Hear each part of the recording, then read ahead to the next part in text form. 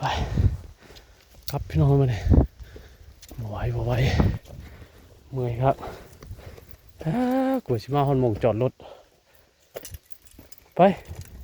ฮอนหมงได้ป้อเราปลูกเครื่องฟังหมกพริกก็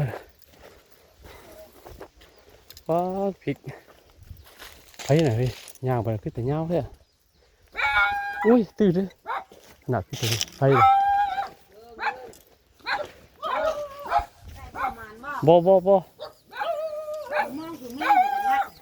เนาะ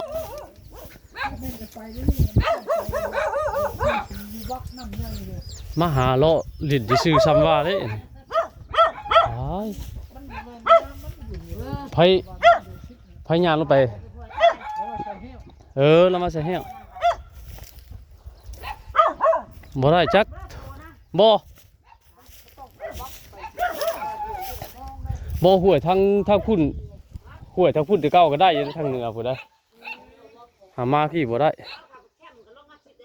กินนี่บ่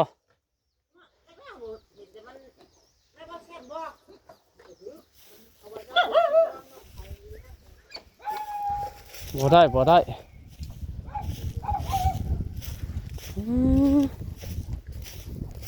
กลับเมื่อบ่ได้อะดีดอกเมื่ออยู่หม่องหันคุ้นเคยเฮาบาดนี่เมื่อพักผ่อนจักหน่อยก็จังจัดอยู่แถวนั่นแหละแถวเหนือที่เฮาคุ้นเคยอันนี้นั่นมาแถวเปกโพดมาแถวไกลโพดไปโอเคพี่น้องเมื่อทำกัน